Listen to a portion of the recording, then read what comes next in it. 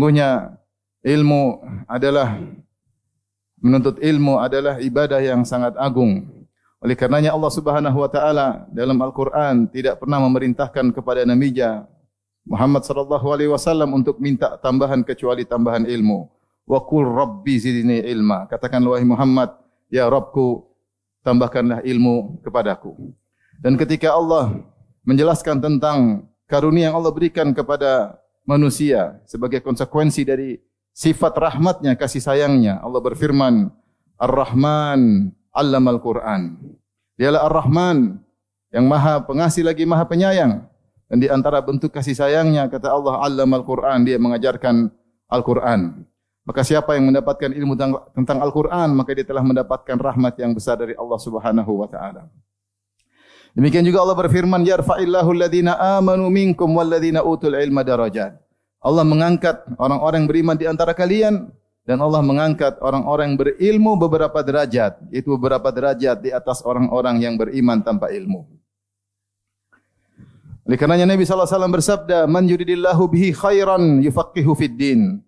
Siapa yang Allah ingin kebaikan baginya, Allah akan buat dia faqih tentang agama, yaitu Allah akan buat dia berilmu.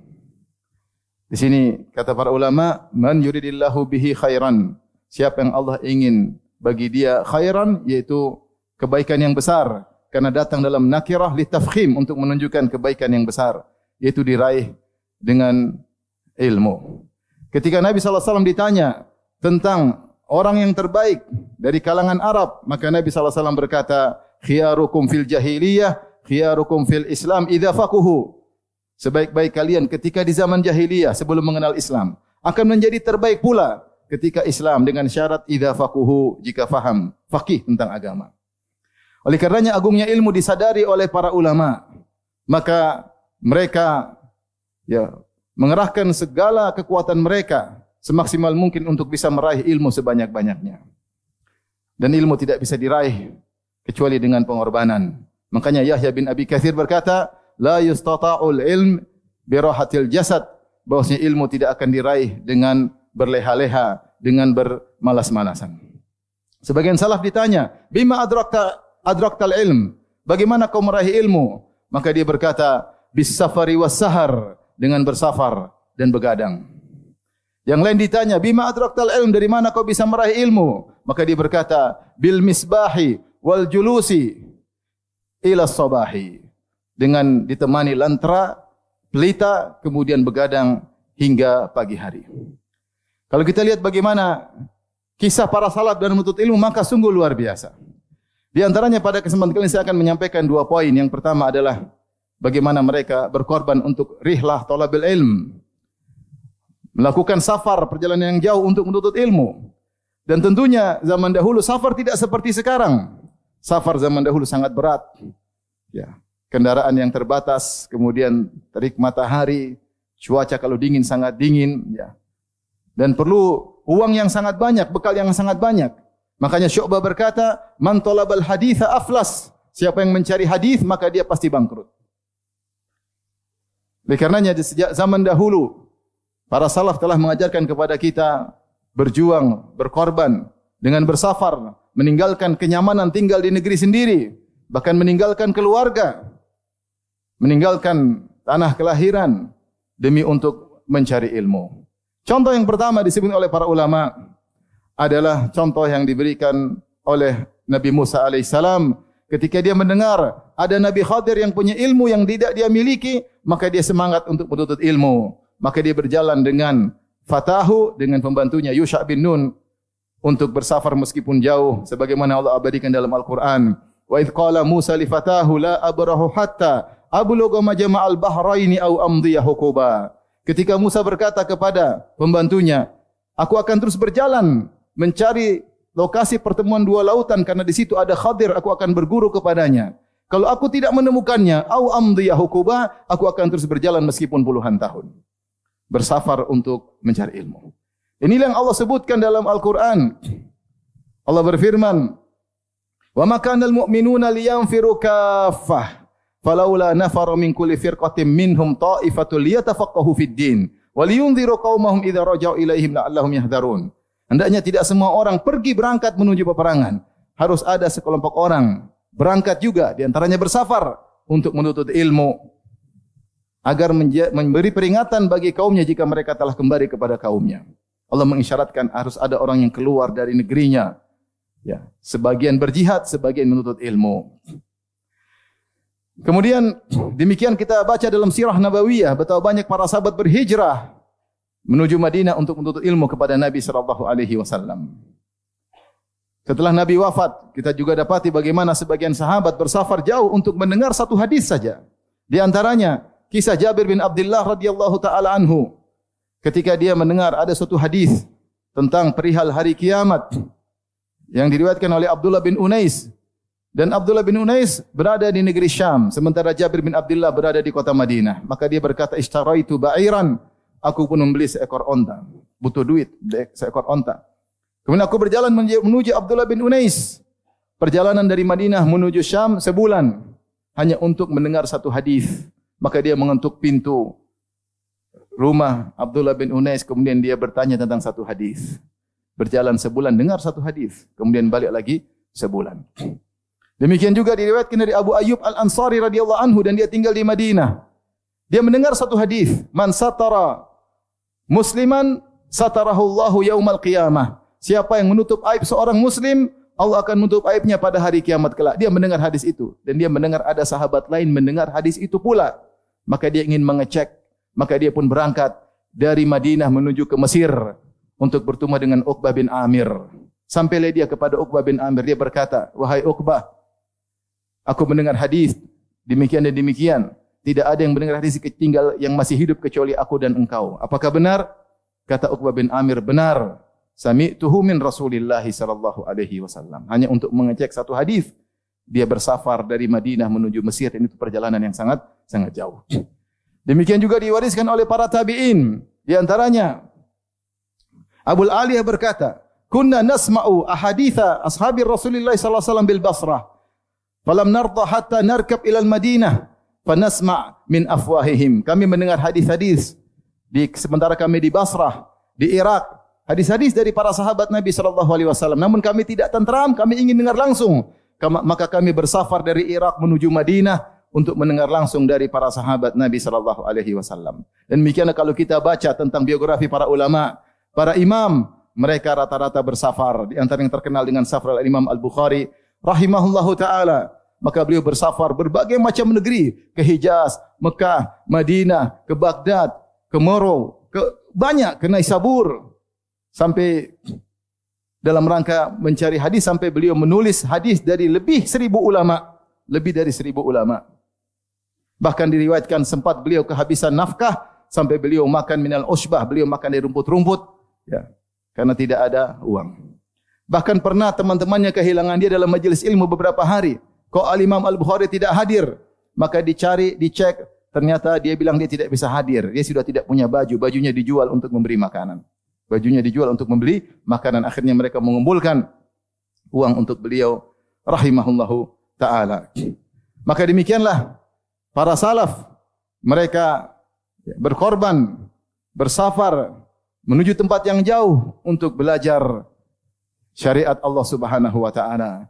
Dan sungguhnya perjalanan mereka adalah jihad fi sabilillah. Mereka menjalankan hadis Nabi sallallahu alaihi wasallam, "Man salaka tariqan yaltamisuhu fi ilman, sahalallahu lahu bihi tariqan ilal jannah." Siapa yang menempuh perjalanan dalam rangka untuk mencari ilmu, maka Allah akan mudahkan jalannya menuju surga. Mereka juga menjalankan hadis Nabi sallallahu alaihi wasallam, "Man kharaja fi talabil ilm, fa huwa fi sabilillah hatta yarji'."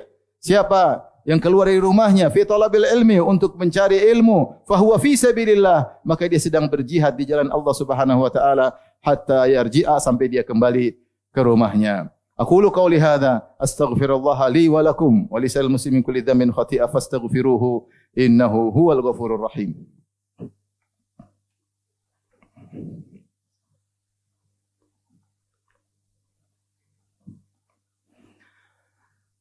Alhamdulillahi ala ihsanih wa syukru lahu ala taufiqihi wa amtinanih wa asyhadu an la ilaha illallah wahdahu la syarika lahu ta'ziman li sya'nih wa asyhadu anna Muhammadan abduhu wa rasuluhu da'i ila ridwanih. Allahumma salli alaihi wa ala alihi wa ashabihi wa ikhwanih. Di antara bentuk pengorbanan para ulama dalam menuntut ilmu, mereka meninggalkan kelezatan tidur di malam hari dalam rangka menuntut ilmu. Oleh karenanya Imam Al-Bukhari dalam sahihnya membuat bab as-samr fil ilm, bab begadang karena menuntut ilmu. Karena kita tahu begadang kalau tidak ada keperluan adalah perkara yang dibenci. Wa kana yakrahul haditha kana yakrahu an-nauma qablahu wal haditha ba'dahu. Adalah Nabi sallallahu alaihi wasallam tidak suka atau membenci tidur sebelum Isya karena seorang bisa jadi kebablasan tidak salat Isya. Wal haditha ba'dahu, dan Rasulullah SAW tidak suka berbincang-bincang setelah salat Isya. Tetapi kalau ada keperluan di antaranya untuk ilmu maka dianjurkan, disunahkan. Makanya Imam Bukhari membuat bab as-samr fil ilm, yaitu berbicara atau begadang karena nuntut ilmu. Dan itu dipraktikkan oleh para salaf. Oleh karena Imam Syafi'i berkata, talabul ilmi khairun min salatin nafilah. Nuntut ilmu lebih baik daripada salat sunnah. Maka diriwayatkan dari beberapa ulama dikenal mereka begadang. Di antaranya Muhammad bin Hasan Asy-Syaibani rahimahullahu taala, muridnya Al-Imam Abu Hanifah dan gurunya Al-Imam Syafi'i. Dikenal beliau suka begadang. Ya. Beliau salat dengan wudu ketika salat Isya, kemudian beliau begadang, kemudian salat subuh dengan wudu tersebut. Dan beliau menyiapkan air dingin. Kalau beliau ngantuk maka beliau menguyurkan air dingin tersebut di wajah beliau.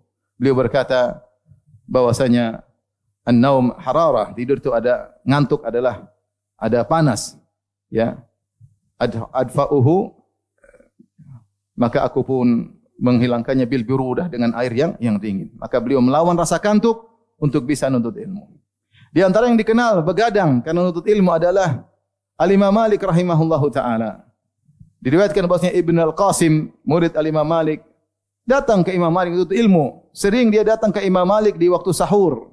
Dan dia bertanya kepada Imam Malik permasalahan-permasalahan. Kata Ibn Qasim rahimahullahu ta'ala, Imam Malik menjawabnya dengan insyirahis sadar, dengan senang. Menjawab pertanyaan-pertanyaannya di waktu sahur. Sampai suatu hari, dia menunggu Imam Malik, kemudian dia ketiduran di pintu rumah Imam Malik. Ternyata Imam Malik sudah keluar menuju sholat subuh ke masjid. Maka datanglah budak dari Imam Malik, kemudian membangunkannya dengan kakinya. Dia berkata, tuanmu telah pergi, kau lalai. Sementara tuanmu tidak lalai. Ya. Sungguhnya tuanmu sejak 49 tahun selalu solat subuh dengan wudu dari solat Isya. Begadang. Dalam rangka untuk menuntut ilmu. Demikian juga diriwayatkan dari Imam Syafi'i. Imam Syafi'i juga begadang. Putrinya Fatimah berkata, Kuntu usriju li abi fi lailatin 70 marrah. Pernah aku menyalakan pelita untuk ayahku. Imam Syafi'i bangun, dinyalain, nanti tidur lagi, dinyalain lagi oleh putrinya. Karena Imam Syafi'i ada sesuatu yang ingin dia pelajari atau yang mau dia catat sampai 70 kali dalam semalam. Demikian diriwayatkan oleh Al-Imam Ibnu Katsir dari Imam Al-Bukhari. Imam Al-Bukhari terkadang dalam satu malam dia terbangun sampai 20 kali. Ketika dia mau tidur, tiba-tiba dia memikirkan ada faedah. Segera dia bangun, dia nyalakan lampu, dia tulis faedah. Kemudian dia mau tidur lagi, tiba-tiba Allah ilhamkan faedah lagi. Dia bangun lagi. Kemudian dia tulis lagi. Subhanallah. Mereka tidur dengan ilmu. Bukan seperti sebagian kita. Tidur dengan membawa berita-berita yang tidak jelas. Akhir yang dilihat adalah berita-berita di medsos yang tidak jelas. Bahkan akhir yang dia lihat adalah maksiat kepada Allah Subhanahu wa taala. Sementara para ulama tidur ilmu di dada mereka.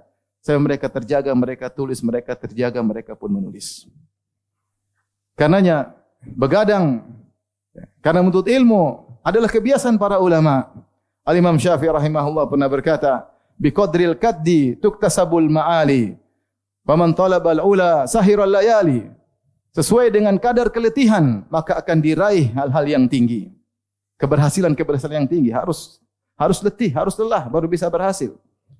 Faman talabal ula sahiral layali. Siapa yang ingin meraih ketinggian dia harus bergadang di malam-malam hari. Waman ramal ula min ghairi kaddin adha'al umra fi talabil muhali. Siapa yang berkeinginan untuk meraih suatu yang tinggi tanpa keletihan, sungguhnya dia hanya buang-buang umurnya dalam mencari kemustahilan. Tarumul izza thumma tanamu laylan yaghusul bahra man talabal laali. Kau ingin meraih kejayaan sementara kau tidur di malam hari, tidak begadang untuk menuntut ilmu. Kau ingin tidur di malam hari, ingin santai-santai. Seorang yang mencari